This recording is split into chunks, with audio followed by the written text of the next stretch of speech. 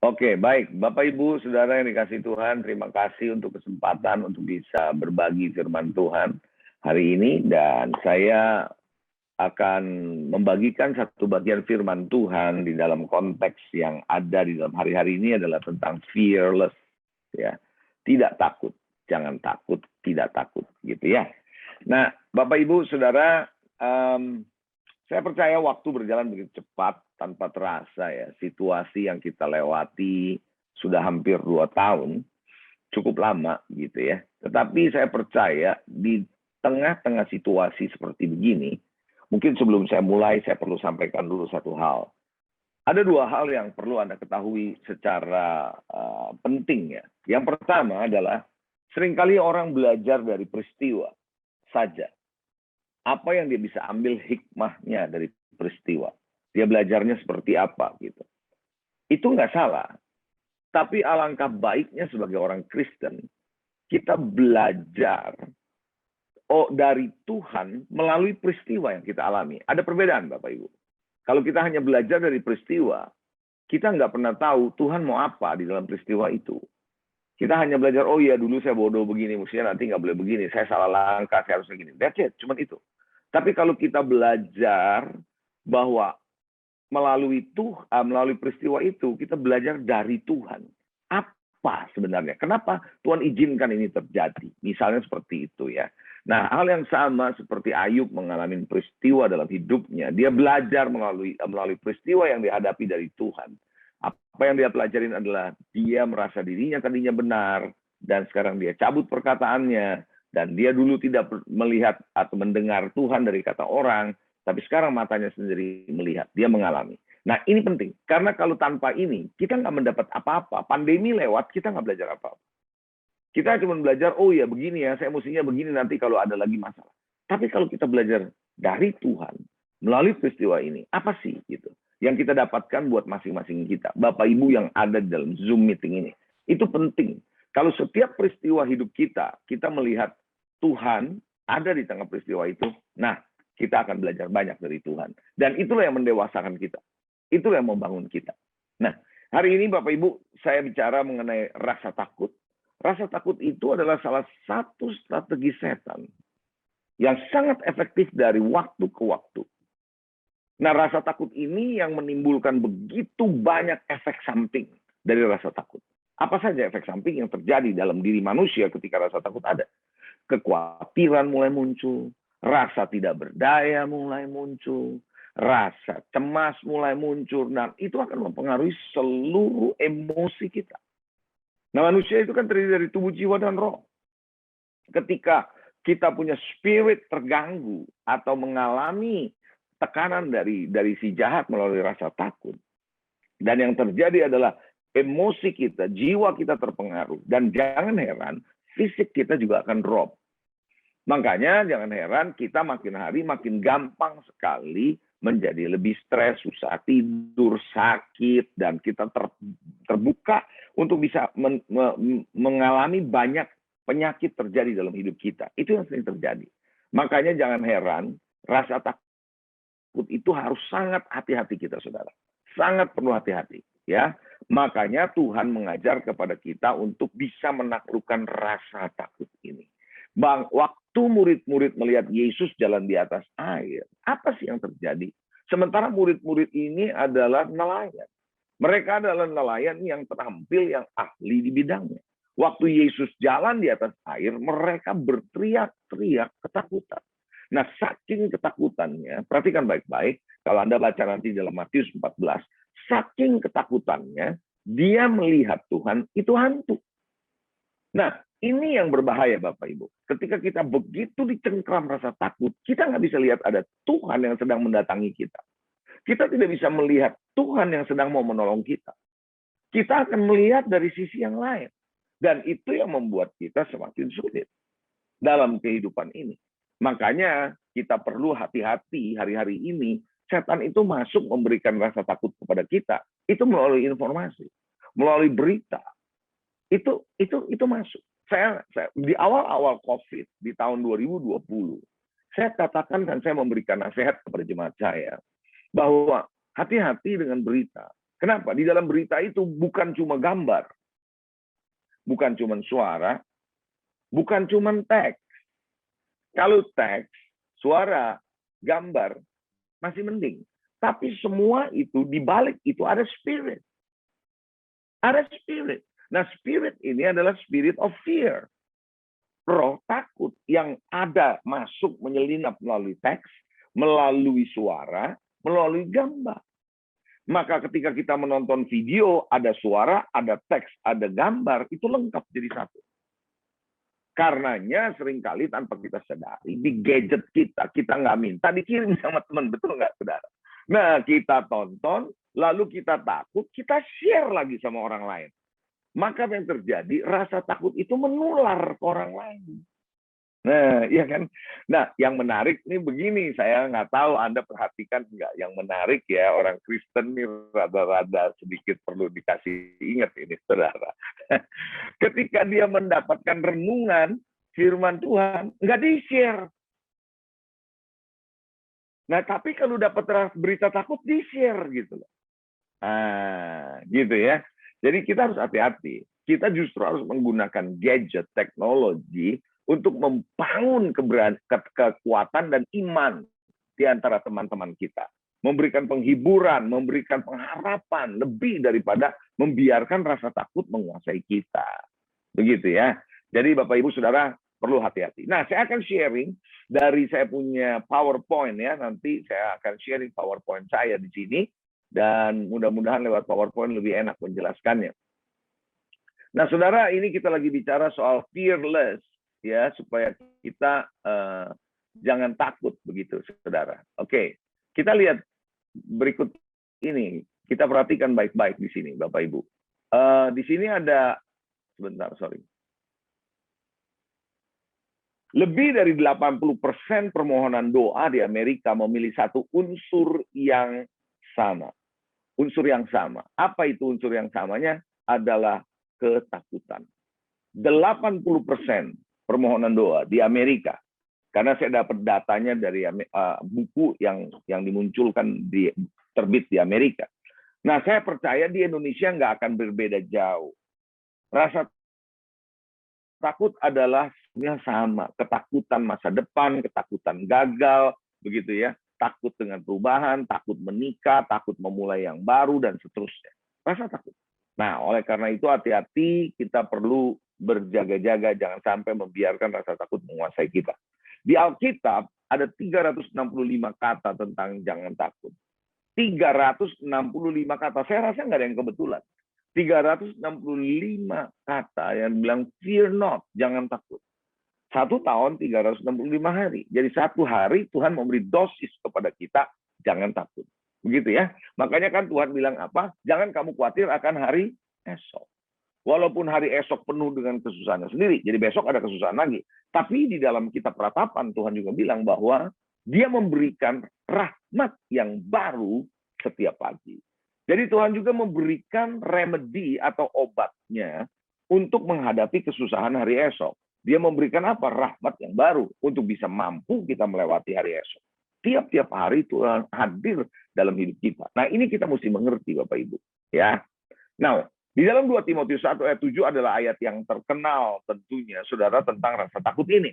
Sebab Allah memberikan kepada kita bukan roh ketakutan. Makanya jangan heran, Anda bisa tiba-tiba dikuasai oleh ketakutan out of nowhere. Nggak tahu kenapa kok rasanya tiba-tiba takut. Because that is spirit. That spirit. Alkitab jelas mengatakan ini roh ketakutan yang disebar kepada setiap manusia yang mencoba untuk masuk dalam diri manusia. Tuhan tidak pernah memberikan roh ketakutan. Jadi kalau kita ada dalam ketakutan, itu pasti bukan dari Tuhan. Tuhan.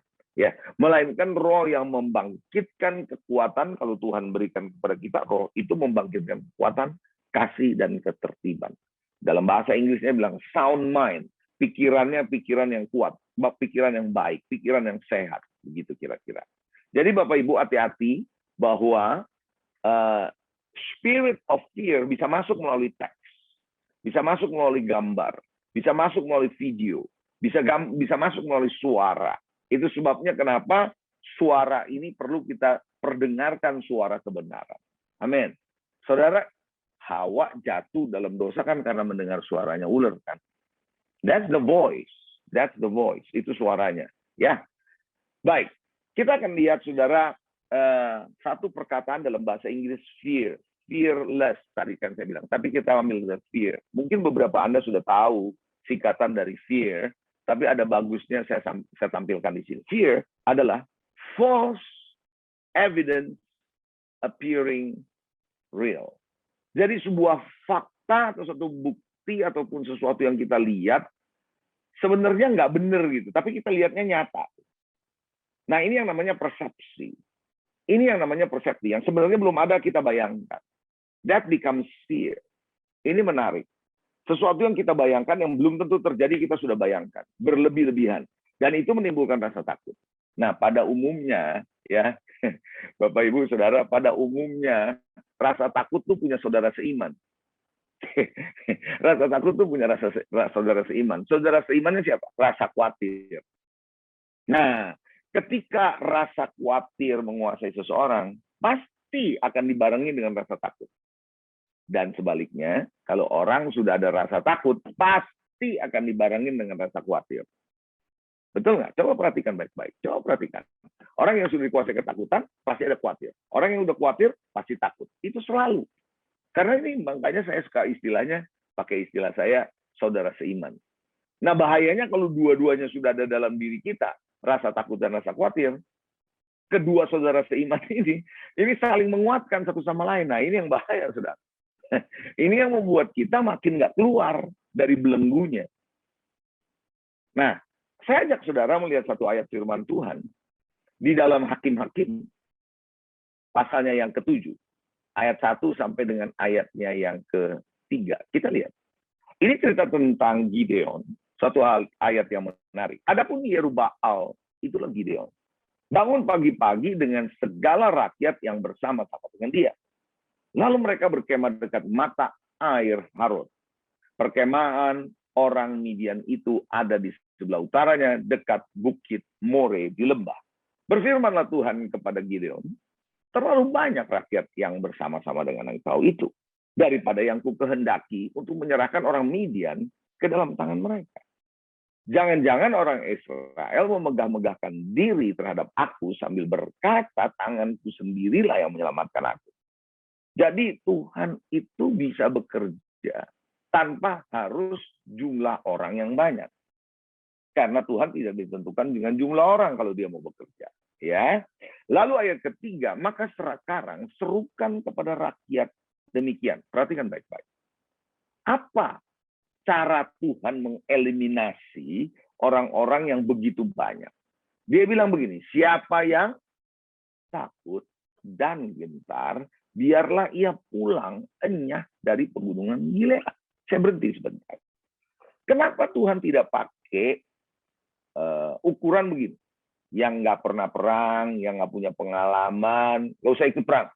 Yang nggak bisa pegang pedang, yang nggak bisa pegang tombak, nggak usah ikut perang. Nggak gitu loh. It's not about skill. Tapi yang punya rasa takut, yang punya rasa gentar, jangan ikut. Ternyata orang bisa skillful, boleh begitu penuh dengan keterampilan, tapi kalau rasa takut menguasai mereka, mereka tidak bisa perform. Mereka tidak bisa melakukan. Karena rasa takut itu mencengkram mereka. Lalu pulanglah 22.000 orang dari rakyat itu. Dan yang tinggal 10.000. Berarti total yang ada waktu itu 32.000. 22.000 plus 10.000. 32.000. Tapi begitu Gideon bilang yang takut gentar pulang, ternyata yang pulang 22.000. Lebih dari 2/3 loh. Itu pulang semua. Jadi rupanya Tuhan tahu di tentaranya Gideon ini banyak orang yang punya rasa takut. Dan Anda mesti mengerti, rasa takut itu menular. Saya ulangi, rasa takut itu menular dan bisa mempengaruhi orang lain. Lalu bisa mengconvince, meyakinkan bahwa ini bahaya. Ini jangan loh, ini bisa begini. Bukankah kita sering terpengaruh rasa takut dari berita atau dari orang lain, karena makin kita baca, makin kita dengar, kita makin diyakinkan ini berbahaya. Ini nggak main-main, dan seterusnya. Betul nggak, saudara? Ini nggak mudah dan sebagainya dan sebagainya. Makanya dulu ada acara televisi, nggak tahu sekarang kayaknya udah nggak ada deh. Namanya Fear Factor. Iya kan? Pernah nonton kan acara Fear Factor? Nah itu kenapa? Itu mengalahkan rasa takut sebenarnya. Nah, saya selalu mengatakan, selama kita belum bisa menaklukkan rasa takut kita akan selalu ada dalam kondisi ketakutan. Ketakutan di bidang apa saja, satu demi satu kita harus taklukkan. Kita bisa punya rasa takut dari berbagai macam bidang, tapi setiap bidang, misalnya takut dalam keuangan, takut mencoba, takut melangkah, takut membangun hubungan, takut ini, itu, masa depan, itu kita harus belajar untuk bisa menaklukkan. Satu demi satu. Baru kita bisa keluar sebagai seorang yang betul-betul berkemenangan. Ya, nah, tentu kita tahu sumber utamanya tadi, rasa takut itu adalah through the spirit. Tapi ya spirit itu kan tidak, wah sepertinya jadi kayak roh gimana. Tapi spirit itu dia akan masuk kepada keadaan hidup kita yang bisa menimbulkan rasa takut. Apa sumber rasa takut dalam kehidupan kita? Mari kita lihat. Mari kita akan lihat apa penyebab orang itu bisa sampai ketakutan sih. Saya percaya kalau saya menjelaskan ini, poin-poin ini Anda bilang, yes, that's it. Yang pertama, karena ketidakjelasan dan ketidakpastian. Iya nggak? Ya kan? Manusia di mana-mana selalu kepengen yang pasti, kepengen yang jelas. Masa depan mau pasti, besok mau pasti, besok mau jelas. Kan begitu ya? Makin jelas, makin pasti, kita makin tenang. Begitu kan? Nah, makanya orang suka bertanya, ini pandemi kapan sih selesainya? Kan nggak ada yang tahu. Mana ada yang tahu sih? Gitu kan, hanya Tuhan yang tahu. Nah, tapi kan di tengah ketidakpastian itulah yang muncul rasa takut. Waduh, kalau ini begini gimana nanti? Ini gimana nanti? Gitu. Ya kan? Belum lagi ada berita macam-macam lagi kan mengenai perekonomian dan sebagainya. Nah, ingat baik-baik. Saya suka ngomong begini. Tidak ada yang pasti dalam hidup ini. Yang pasti cuma satu, ketidakpastian. Saya ulang ya, tidak ada yang pasti dalam hidup ini. Cuma satu yang pasti. Apa itu? Ketidakpastian. Besok kita akan menghadapi ketidakpastian kok. Itu sudah pasti. Kalau orang Manado bilang, itu so pasti. Kan gitu ya. Betul nggak, saudara? Nah, ketidakpastian dan ketidakjelasan. Kita nggak jelas. Minggu depan apa? Bulan depan apa? We don't know. Belum lagi sekarang kita sudah dibombardir dengan berita-berita berjaga-jaga dengan gelombang ketiga. Nah, kita kalau makin dengar itu, kalau makin percaya, kita perkatakan nanti. Gitu. Saya bilang kita nggak usah perkatakan, biar aja. Gitu. Kita harus percaya, gitu. Ya dah, bahwa kalaupun itu ada whatsoever, ya kita jalan aja sama Tuhan. Begitu. Nah, selama kita hidup dalam ketidakpastian dan ketidakjelasan, perhatikan Bapak Ibu, justru disitulah kita mengandalkan Tuhan. Ayo, benar nggak? Makin tidak jelas, makin nggak pasti, justru kita ini mengandalkan Tuhan. Kalau semua udah jelas, kalau semua udah pasti, kita nggak perlu Tuhan. Believe me, kita nggak perlu Tuhan dan nggak perlu iman. Buat apa iman? Orang udah pasti. Buat apa iman? Orang udah jelas. Justru karena tidak pasti, karena tidak jelas, itulah yang membuat kita membutuhkan Tuhan yang tahu di depan kita apa. Dia pencipta langit dan bumi. Dia berkuasa. Begitu loh, saudara. Jadi dia yang tahu di depan kita seperti apa. Saudara percaya nggak kalau Tuhan itu sudah hadir dalam hidup saudara 20 tahun dari sekarang? Dia sudah ada 20 tahun dari sekarang. Dan dia adanya bukan nanti. Sekarang dia sudah ada. Karena dia adalah Alfa dan Omega. Yang awal dan yang akhir. Dia sudah ada. Jadi hari ini, saya berharap kita jangan biarkan ketidakjelasan dan ketidakpastian justru membuat kita takut. Enggak. Justru ketidakjelasan dan ketidakpastian membuat kita semakin bergantung sama Tuhan. Kita semakin bergantung sama Tuhan, di situ semakin kuat kita dari Tuhan. Makanya Paulus bilang, di saat aku lemah, di situ aku kuat. Firman Tuhan bilang begitu. Itu adalah yang pertama. Yang kedua, rasa takut muncul karena fakta hidup yang kita alami. The reality, realitas hidup kita.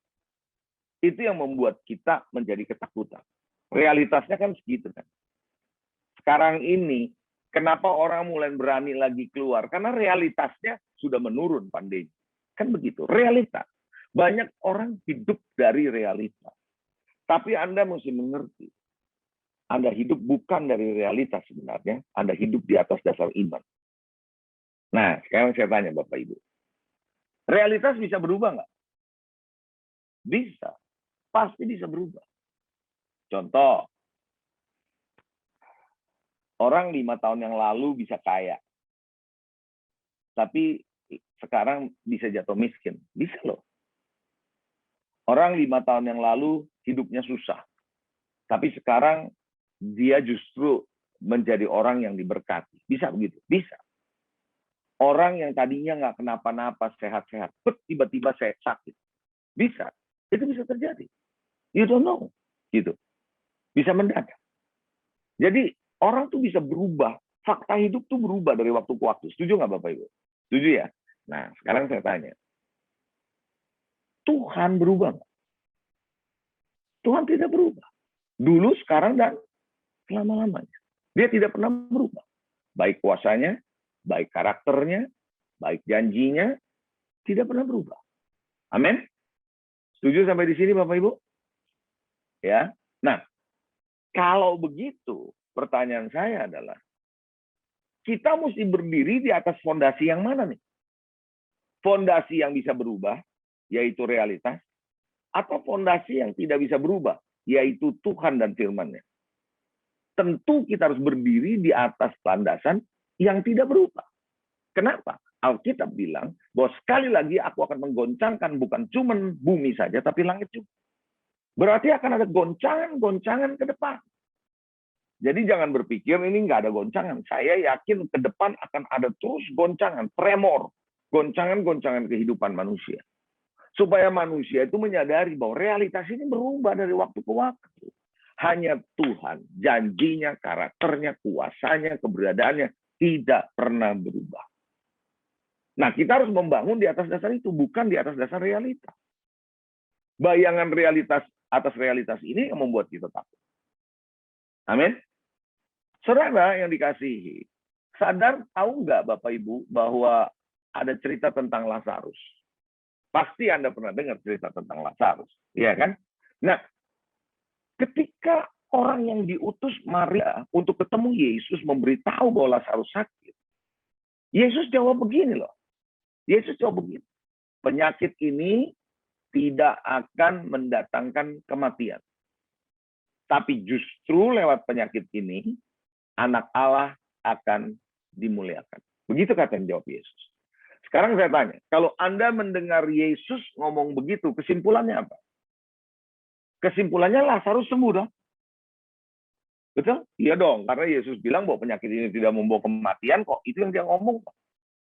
Now, my question, pertanyaan saya, ketika orang ini balik ke rumah Maria, yang setelah ketemu Yesus, mendengar Yesus ngomong begitu, Lazarus mati enggak?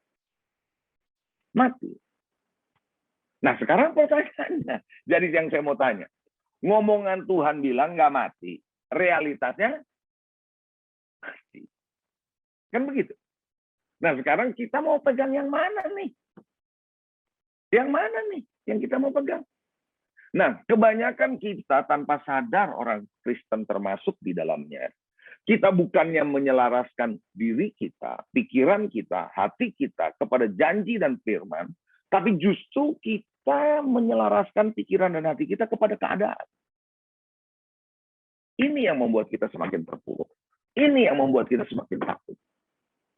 Jadi Bapak Ibu, malam ini, saya mau ajak saudara melihat bahwa realitas boleh berbeda dengan firman. Nah, pertanyaan saya lagi lanjut.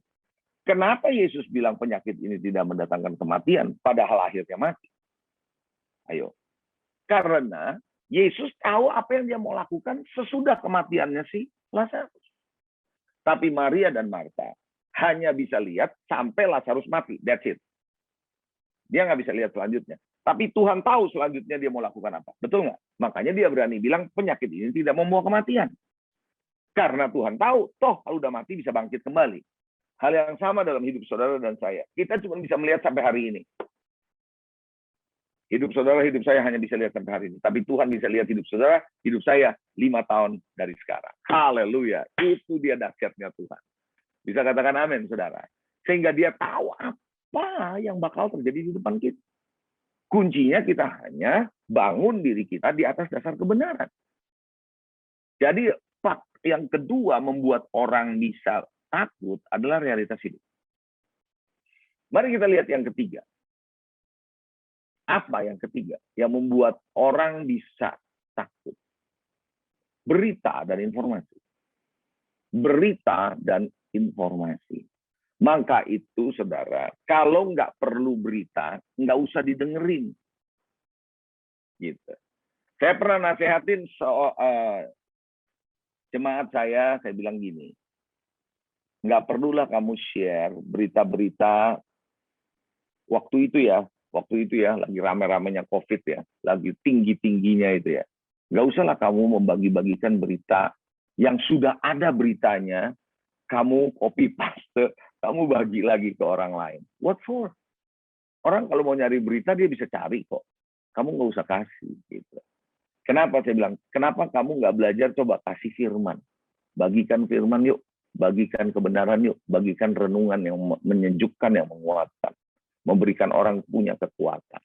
Nah, berita dan informasi yang terlalu banyak tidak baik. Terlalu sedikit juga tidak baik. Tapi yang penting pas, kita cukup. Perlu. Begitu. Tapi kalau kebanyakan, nggak bagus. Saudara mesti tahu. Berita itu ya, ada sebuah istilah. Bad news is good news. Berita buruk adalah berita baik. Buat si pembawa berita. Ya, dan herannya manusia memang lebih cepat untuk membaca berita negatif daripada berita positif. Iya, itu lebih cepat tuh manusia tuh untuk baca berita negatif tuh. Dia pasti dia baca, yang positif dia belum tentu dia baca. Why? Karena memang berita itu selalu punya filosofi. Bad news is good news. Jadi makin dia sering berikan bad news, yang baca, yang lihat makin banyak. Makin banyak. Gitu. Nah, kita harus belajar bahwa yuk kita menyampaikan sesuatu yang benar, yang baik, yang sehat. Apa yang baik, apa yang sedap didengar, apa yang sedap, itu yang dipikirkan. Betul kan? Kata Paulus bilang begitu. Apa yang suci dan seterusnya. So kita mesti sampaikan informasi yang baik. Gitu. Dan kita jangan penuhi atmosfer ini dengan yang negatif. Itu adalah bagaimana rasa takut bisa terjadi. Ya, baik. Kita akan lihat selanjutnya, saudara. Gimana supaya tidak takut. Itu penting. Nah, sebelum saya bicara soal gimana supaya tidak takut, apa sih akibat dari orang ketakutan? Coba lihat. Coba cek. Bapak Ibu, hari ini coba kita cek ya. Jangan-jangan nih ya, kita ada dalam kondisi ketakutan. Saya lihat, orang yang ketakutan, pada umumnya loh ya, saya nggak bilang semua loh ya, pada umumnya loh ya, susah tidur. Pada umumnya tuh susah tidur. Bolak-balik, susah tidur. Pada umumnya. Kenapa? Di pikirannya muncul macam-macam. Selain rasa takut, ada khawatir. Pernah nggak Anda ngalamin gitu? Kalau Anda pernah ngalamin begitu, nggak bisa tidur. Sebenarnya Anda sedang bermain dengan pikiran yang tidak bisa berhenti. Dan itu sudah masuk di pikiran kita. Dan itu yang membuat kita nggak bisa tidur. Dan kita berharap lebih cepat pagi lebih bagus buat kita. Betul? Kalau yang pernah ngalamin begitu gitu. Aduh cepat pagi deh mendingan kayak gitu. Karena kita udah nggak bisa tidur. Nah kalau Anda suami istri, sementara si istri nggak bisa tidur, atau si suami nggak bisa tidur, dia lihat istrinya tidur enak banget ya. Nah itu bikin dia stres lagi, makin stres dia. Kayak gitu loh sudah. Dan akhirnya kita harus cepet pagi deh gitu. Nah kalau itu terjadinya cukup panjang, cukup lama berhari-hari, kesehatan kita drop, emosi kita berubah. Dan jangan heran itu tensi tinggi. Pertempuran di keluarga bisa terjadi. Itu kita jangan pikir cuma rasa takut doang. Nah, rasa takut itu juga bisa menimbulkan kebingungan. Orang kalau udah ketakutan bingung loh. Tergesa-gesa loh. Betul nggak? Ngambil keputusan cepet. kepengen cepat-cepat selesai. Dan akhirnya kita salah langkah. Maka benar Amsal 19 ayat 2, kita nggak usah buka ayatnya, karena saya ingat ayat itu bilang, orang yang tergesa-gesa akan salah langkah. Nah, karena faktor itu. Dan saya percaya kalau orang yang sudah ketakutan nggak bisa fokus. Coba perhatikan, emang bisa kita fokus kalau udah takut? Pikiran kita kemana-mana. Nah, kalau kita udah nggak fokus ya, misalnya nih ya, kita ada rasa takut, kita ke gereja, kita nggak fokus, kita nggak dengerin khotbah pasti. Nggak denger. Nah, yang lebih repot lagi nih ya, sorry ya Bapak Ibu ya, lebih repot lagi nih ya, ikut ibadah lewat Zoom, makin nggak ketahuan soalnya. Di rumah masing-masing. DRS itu di rumah masing-masing sendiri-sendiri kan gitu ya. Nah, nggak ada yang tahu. Nah, kalau di gereja, masih mending gitu. Ekspresinya kelihatan kan. Terus kalau di Zoom apalagi, terus videonya dimatiin. How do we know? Kan gitu. Bagaimana kita tahu? Gitu. Nah, itu yang makin hari, kita udah nggak bisa fokus. Akhirnya apa? Kita mah muncul di Zoom, khotbah mau kemana? Kita mah kagak denger. Bisa begitu tuh. Maksud saya bukan di tempat Zoom meeting ini ya, di tempat lain gitu loh, saudara. Haleluya. Ngerti nggak, saudara? Itu yang terjadi. Benar, itu bisa terjadi. Nah, kita kalau udah nggak fokus, kita boleh bilang kita rajin beribadah, rajin ikut Zoom, tapi kita nggak ada firman yang kena sama kita. Nah, that's it. Hati-hati. Makanya jangan anggap enteng loh rasa takut. Rasa takut bisa bikin kesehatan kita menurun. Ya. Jadi bukannya iman yang muncul, tapi imun yang turun gitu loh. Itu yang bahaya. Ya kan? Oke. Mari kita melihat. Bagaimana supaya saudara dan saya tidak takut. Ya. Ini masih ada waktu berapa menit lagi ya Pak Tim? 15, Pak.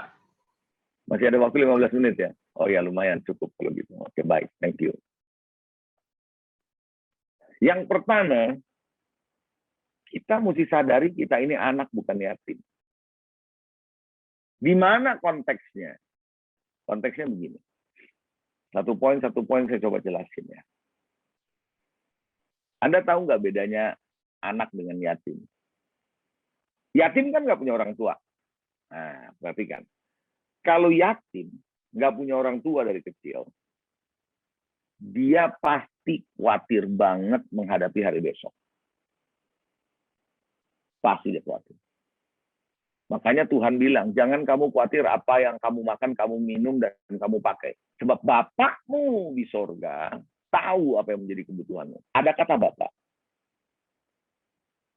Karena kita anak. Kalau orang yatim, perhatikan. Dia itu mesti fight untuk hidup. Karena selama hidup nggak pernah ada orang yang mikirin dia, yang memperhatikan dia, yang memenuhi kebutuhan-kebutuhan hidup mereka. Jadi dia yang harus fight untuk dirinya sendiri. Dengan segala sesuatu pergumulan hidup. Dia nggak pernah tahu apakah dia bisa hidup hari ini. Dia bisa lewatin hari besok. Dia nggak tahu. Apakah dia bagaimana tentang masa depan dia? Apalagi. Nggak ada orang yang mikir. Dia harus hidup sendiri. Itu yatim. Paham ya ibu-ibu ya, bapak-bapak ya? Dia nggak ada orang tua. Beda kalau dia anak. Kalau anak, dia nggak usah mikir besok makan apa, besok pakai baju apa. Nggak pernah ada anak nanya sama mamanya atau papanya, Pak, besok bisa makan nggak? Nggak ada yang nanya gitu. Dia pokoknya tinggal main, besok ada makan aja, ada baju aja gitu ya.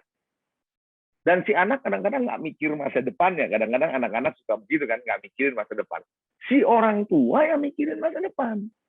Nanti dia sekolahnya habis SD, SMP, mau kemana, SMA, gimana, kuliah, gimana, kan gitu ya. Si orang tua yang mikirin. Jadi yang khawatir, yang takut bukan anak, tapi orang tua. Kan gitu ya. Jangan sampai ini gua nggak ada kerjaan, ntar si anak nggak bisa sekolah lagi. Kan begitu, yang khawatir, yang takut orang tuanya. Si anak mah enjoy aja. Tapi yatim enggak. Karena dia nggak punya orang tua. Jadi dia yang fight sendiri.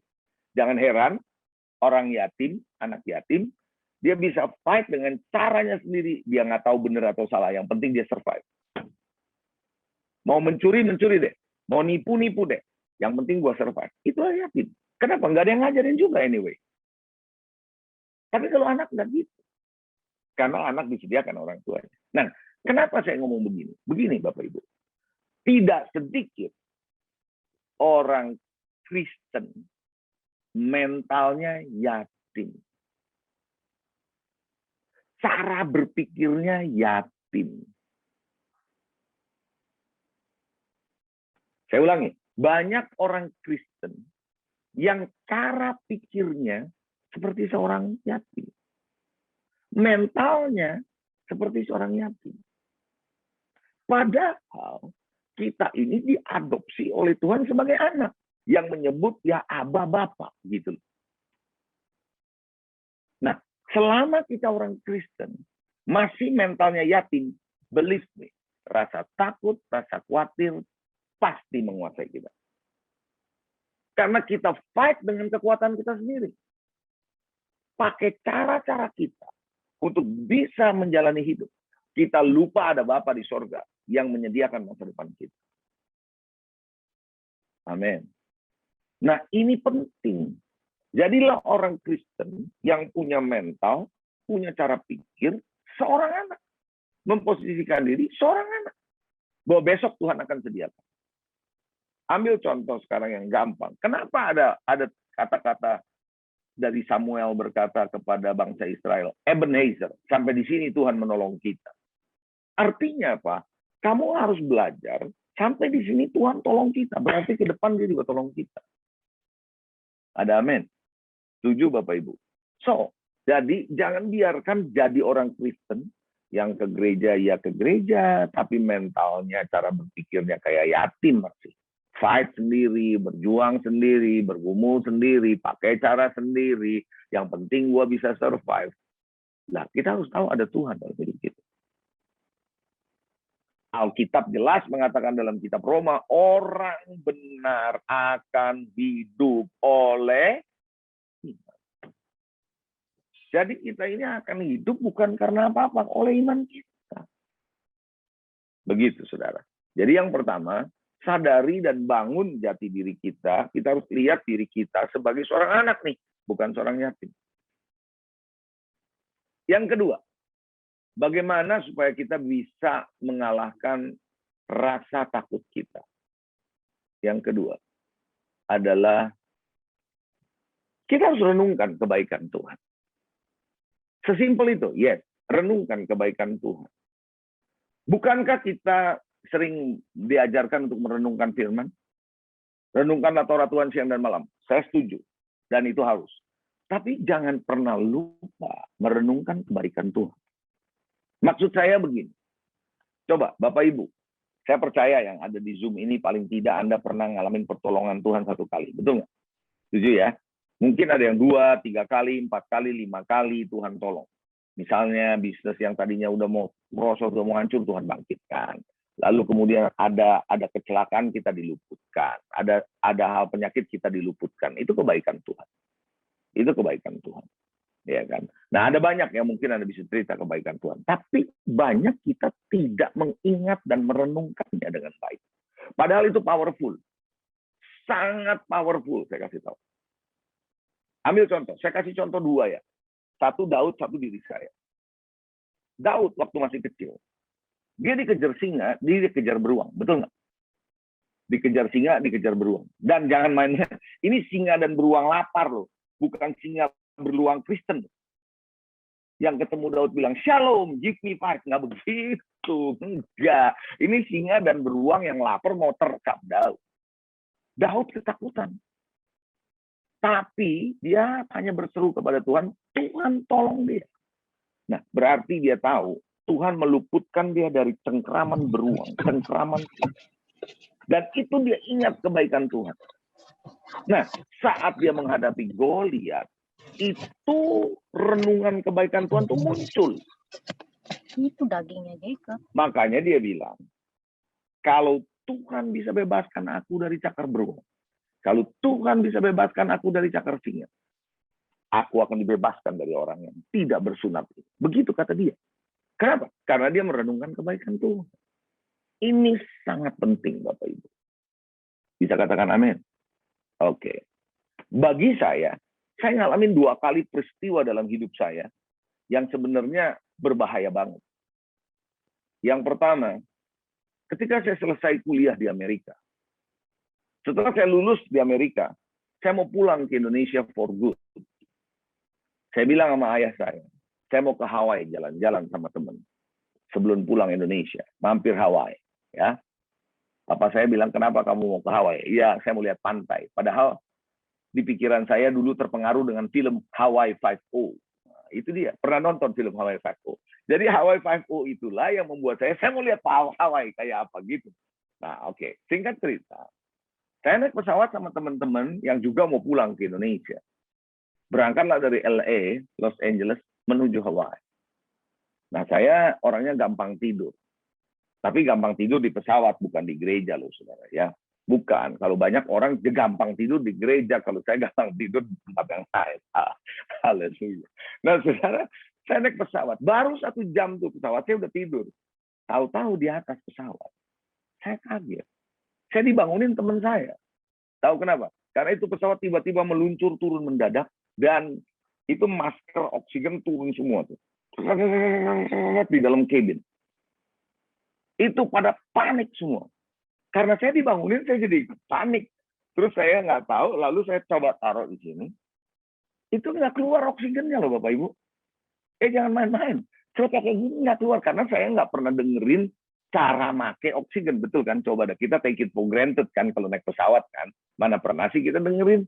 Dan kita nggak pernah ngarepin ada apa-apa kan begitu ya. Ya kan? Jadi waktu saya pakai, loh kok nggak ada, cuma bawa karet nih. Saya bilang gitu. Mana ada nih? Terus dikasih tahu sama stewardess-nya. Sir, cara pakainya bukan gitu. Tarik. Tek, rupanya itu mesti ditarik sampai bunyi. Trok gitu. Baru tuh aliran oksigennya keluar.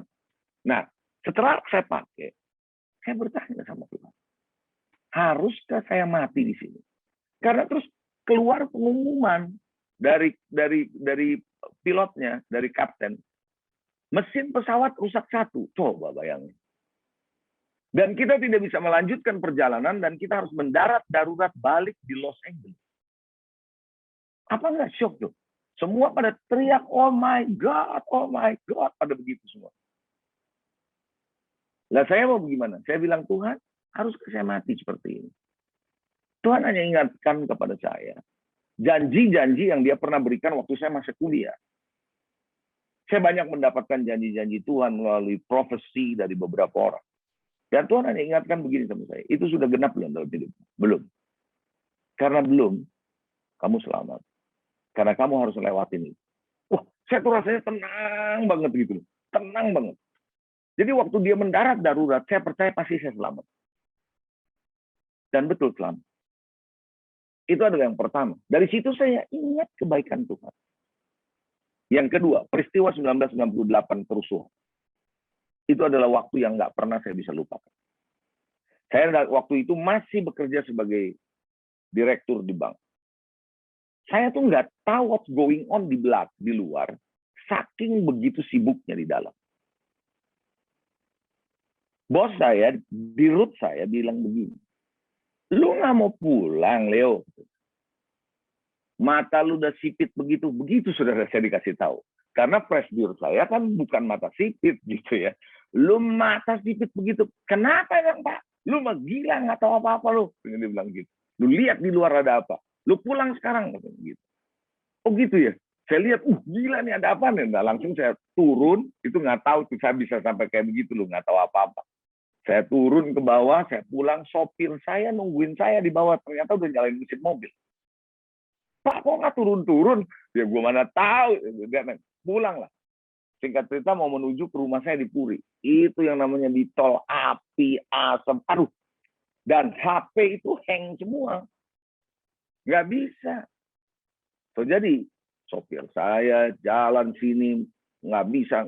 Akhirnya dia coba jalan menuju, potong jalan mau ke airport. Lewat jalan airport. Terus ke rumah. Itu mau jalan ke airport. Orang-orang bilang, Pak, jangan terusin. Di depan tuh banyak orang bawa parang. Dia tanya sama saya, sopir saya. Ya udah jalan terus, tapi nggak ada jalan lain. Gitu kan. Nah, begitu di depan, itu orang parang lu bawa dari depan. Saya lihat yang duduk di belakang. Sopir saya reaksinya luar biasa. Dia masukin gigi mundur, pakai otomatis kan mobilnya. Gigi mundur, tanpa lihat belakang, cuman mengandalkan spion di depan dia. Mundur dengan kecepatan tinggi. Itu gila-gilaan tuh. Mundur kecepatan tinggi atau gimana terus dia balik ke mobil. Begitu ngepot. Saya bilang ini kalah lu Fast and Furious. Fast and Furious berapa itu waktu itu? Hal tuh. Wah, bisa cepatnya luar biasa. Dan itu menimbulkan ketakutan luar biasa waktu itu. Saya cuma bilang, Tuhan, ini ada second time terjadi. Dan saya pulang dari kantor jam 4 sore. Saya sampai rumah jam 12 malam. Karena putar-putaran cari tempat nggak dapat. Nah, harus putar ke Tangerang, kemana. Toh akhirnya saya nyampe di rumah sampai jam 12. Dan itu juga istri saya berdoa. Dan apa yang saya dapatkan dari sini? Saya renungkan kebaikan Tuhan. Kalau Tuhan menyelamatkan saya sejauh ini, saya percaya Tuhan akan lindungi ke depan. Renungkan kebaikan Tuhan. 2 hal saya berikan. Saya percaya engkau akan bisa menang menjadi seorang yang fearless. Tanpa ini, tanpa ada kebaikan Tuhan dalam hidup kita, kita bingung. Benar nggak Tuhan ada? Benar nggak Tuhan mau tolong? Tapi kalau kamu ngalamin ini, Anda alamin ini, saya percaya you become fearless. Apapun Anda akan hadapi. Karena Tuhan beserta kita. Tentu saya nggak bilang nekat, tentu saya nggak bilang sembrono, tetapi kita tetap berani, tidak takut. Amin. Puji Tuhan. Mari kita berdoa. Kita datang kepada Tuhan. Saya mau berdoa buat saudara supaya saudara jadi fearless. Tuhan, aku berdoa hari ini. Biarlah Tuhan firman-Mu yang dibagikan membuat setiap kami menyadari kami ada Tuhan di tengah-tengah hidup ini. Walaupun ada tulang belulang yang dilihat oleh Yehezkiel, dia tidak melihat tulang dan keadaan yang ada, tapi dia lihat Tuhan di tengah-tengah situasi ini. Hari ini kami berdoa di tengah-tengah situasi yang ada, kami pun mau melihat Tuhan. Di tengah badai, di tengah ombak, di tengah tantangan, di tengah masalah, di tengah ketidakpastian. Kami hanya mau melihat Tuhan di tengah hidup kami. Karena itulah yang membuat kami menjadi fearless. Iman yang mengalahkan dunia. Terima kasih Tuhan. Dalam nama Yesus kami berdoa. Amin. Puji Tuhan.